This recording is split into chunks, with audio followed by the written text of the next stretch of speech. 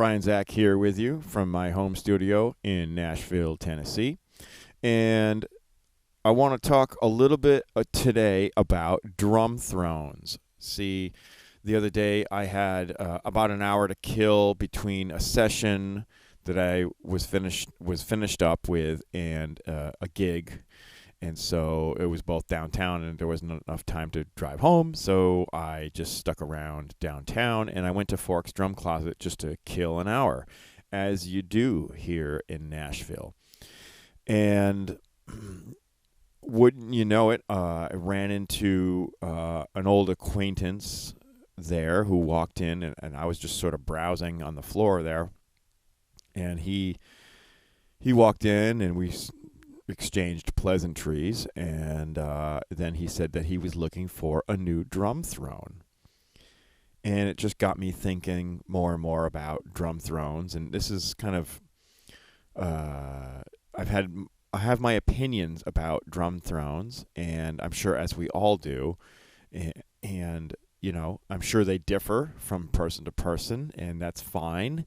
So what I'm about to say, you may not agree with entirely, but that's up to you. But I just want to put this information out there,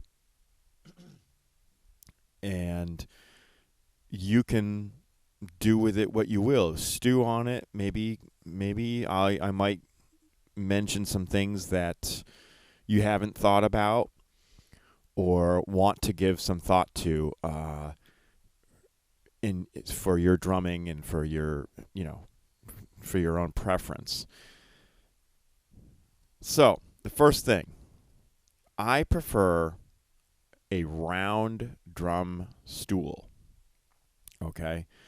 And that's because a couple of reasons. First of all, I can sit on the round drum stool at any direction. So right now I'm sitting on my Porter and Davies drum stool with a tactile, a throne thumper, basically. I don't know if you can see it, but probably can't. But it's round, and the point is, I can sit this way. I can sit this way. I can sit this way. I can just stand up, and I can sit down again, and it's very fast and very convenient. I don't have to align the drum stool with my legs and my crotch and that sort of thing, or have it, even if it's stationary, I can only sit one way on it for it to be comfortable. So that's the first thing. As well, when I'm sitting at the drum kit and I'm playing, I don't like the feeling of like the motorcycle seats where they have the bump sort of in the front here, like at the crotch. Excuse me for saying, I just don't like the feeling of like sinking into my drum stool and like it feels like my balls are in my mouth. I mean, just quite honestly, okay. So I hate that sinking feeling. A drum stool for me needs to be like medium hard to hard. I don't like soft drum stools that feel like I'm sinking down and it's like I'm in quicksand, just like, and the longer I sit in it, like the lower I get. I've used drum stools like that, and they're just horrible. The other thing is, especially for us double bass drum players or double pedal players. I'm not a really double bass drum player. I'm a double pedal player. And when you sit on the stool, I sit pretty far back. At least I try to. And I try to when it comes to posture, I try to point my back almost like straighten my lower back so that I'm not rounding out my back like this. And what helps me is to not have the cutouts of the stool on a motorcycle seat where it goes like this and your legs are here hanging off the drum stool. I want the support of the round drum stool underneath my leg, so that it helps support my posture and my balance, so that my legs aren't literally like dangling off the drum stool, almost like if I was sitting on like a big tall wall or something, and my legs just like dangling down.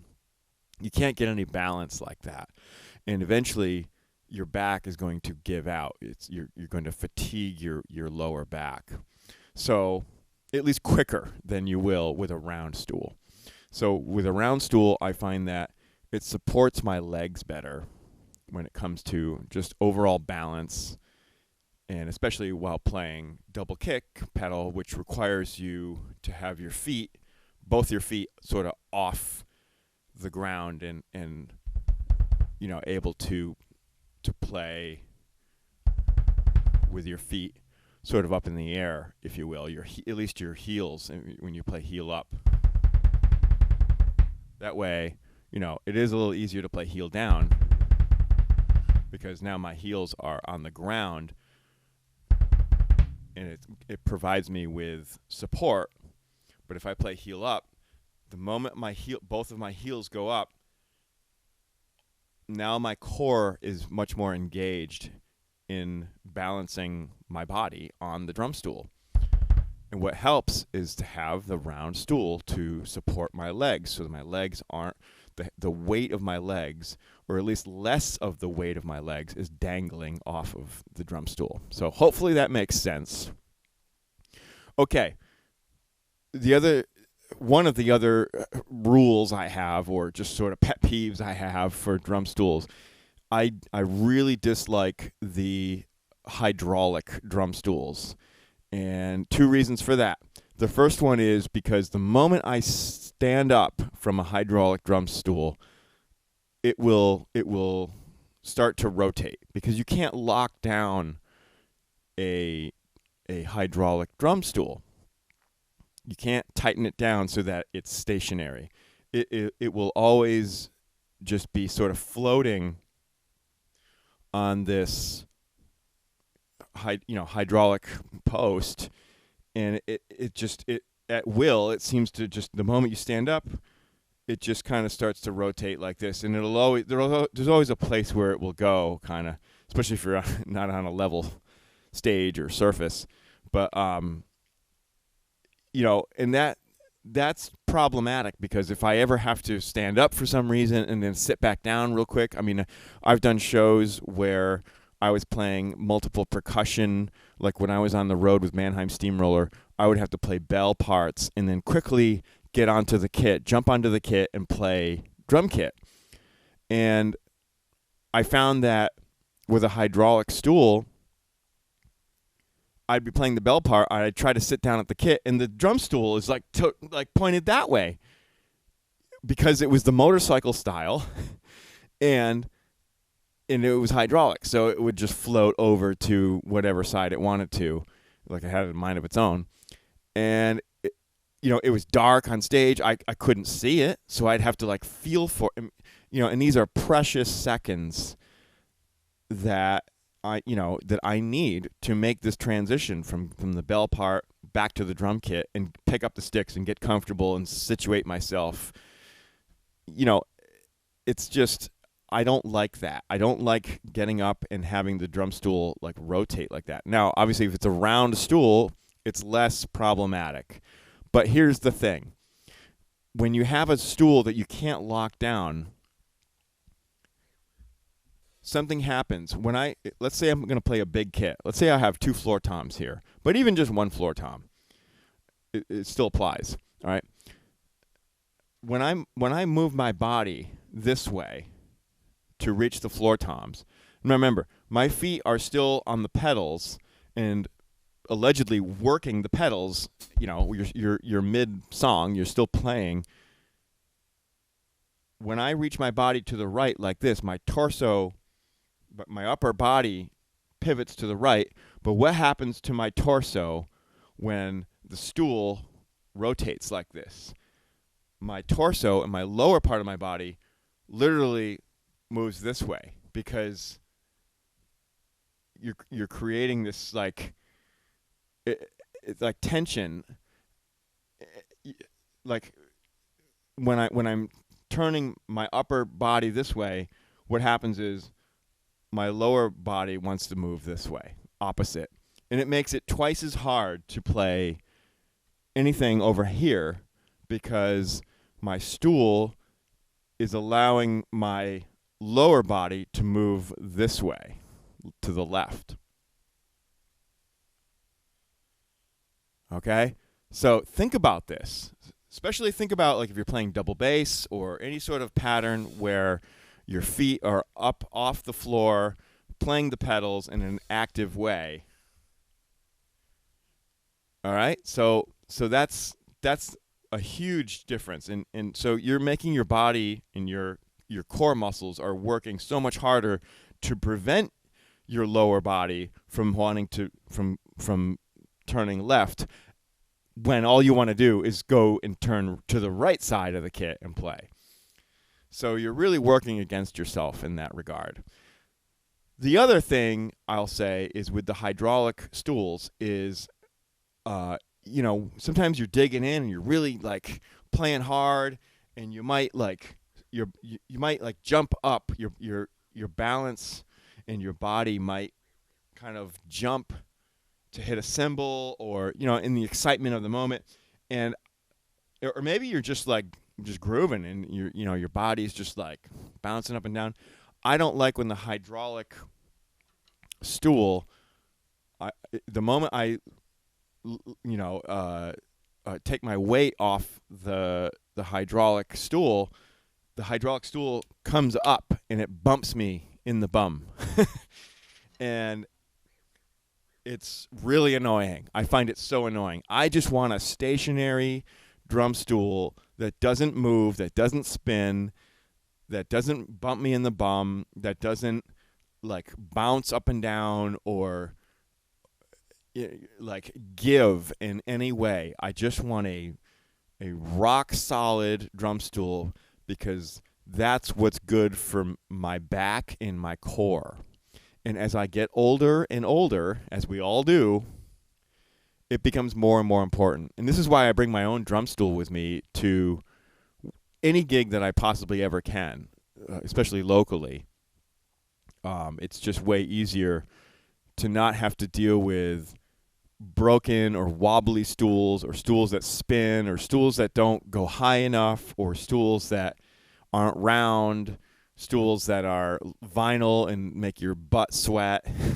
Okay, so that's another thing. Just I prefer a cloth style drum stool, not a leather or pleather style, because you'll get up and your butt, after a sweaty show, your butt's going to be all wet. It's really uncomfortable.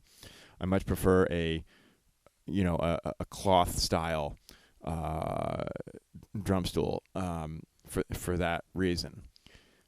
As well, a lot of times you're in a quick changeover, and I bring my drum stool because it's just easier to just open the legs and boom, it's set, it's ready to go. The height is set, it's locked down, it's everything that I want in a drum stool, right there, ready to go. I don't have to like sit here and worry, start spinning the spindle and is it too high? Is it too low? Is that right? Oh, and then I have to lock it down. Oh, or if it's hydraulic, it's like, it's up, nope, it's down, nope, it's too high, it's too low, nope, is that right? Oh, I don't know. I can't exactly get the right height because, it'll go too high. Now we lower it. Oh, it's too low. Now we bring it back up. Oh, too high again. And, and it's just, there's just too much play and too much guesswork involved with that. And, for me, it's just not worth it. So I just rather bring my own drum stool whenever possible. And the same thing when I have a back line, I put it in my rider that I want a round stool with a spindle that locks down. So, with a cloth surface. So yeah, I think that's it. I've owned a lot of stools over the years, and some are better than others. I prefer either these Porter and Davies. which are amazing, I have to say, but very expensive. So I use this on special occasions, on bigger tours, and for at the moment it's here at home in the studio. And oftentimes I don't even turn it on just because it's a little overkill, unless I'm really rocking on something that's like requires some hardcore double bass figures or just like a really rockin' tune. But it's nice to bring out when I'm playing bigger shows that you're using in-ears on. And then, for more local, smaller type club gigs, I use a Tama, I believe it's called a first chair. And it's not like the big expensive, it's sort of the medium line, round stool, just cloth again. I've got two of them. I've got one here in the studio that stays here at the practice pad, and the other one I take out with me on local gigs.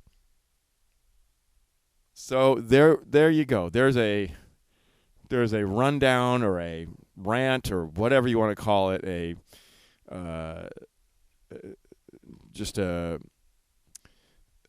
some preferences that I have about drum stools. Now, when that guy came into Fork's Drum Closet, I didn't push all of this information onto him. I just, everybody's got their own opinions, and again, I'm sure you do as well. So if you agree with me or if you disagree with me, write it in the comments, and I'd like to hear your opinions about this and about the information that I'm giving you. And one more thing, before I go, I'll address the back, like when drum stools have a back, so you can lean back. I have one of those. I've got a rock and sock that's a motorcycle style seat with the back, and I'll admit, I've over the years, when I used to use that stool a lot, I don't really use it anymore at all. In fact, it's in the garage. It's just, it's packed away. But I'll admit, like when I worked on cruise ships, like 1,000 years ago, and you'd have to sit there on stage while like some comedian or magician or something is doing their act, and you might have to sit on stage for like 45 minutes before you play again. That back on the drum stool comes in really handy. Or maybe you're doing like a Broadway style production, or like an off-Broadway or a play or a musical of some kind, local or on a bigger level, and maybe there's some downtime that you have where you're not playing the drums, and the back really comes in handy just to rest your back. I got to admit.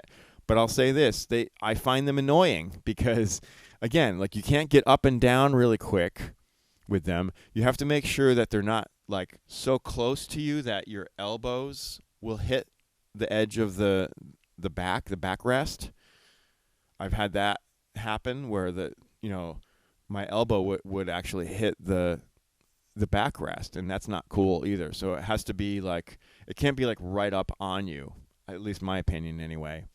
And also it kind of, you have to set it up so that you can sit far enough back onto the drum stool. A lot of times it'll sort of force your body to kind of sit on the edge of the stool, and that's not good for your balance and your core. Your core is going to be working a lot harder. Your lower back is going to be fatigued a lot sooner. So yeah, that's it. Thanks for tuning in to this TED Talk on drum thrones. We'll call it a Brian Talk. It's not a TED Talk. It's a Brian Talk, or a Zach Talk. Yeah. Don't forget to like and subscribe. Patreon.com/BrianZach. Lessons at BrianZach.com. Hit me up. All right, guys. Thanks for tuning in. Thanks for the love and support. And don't forget to write in the comments your opinions about what I just presented to you.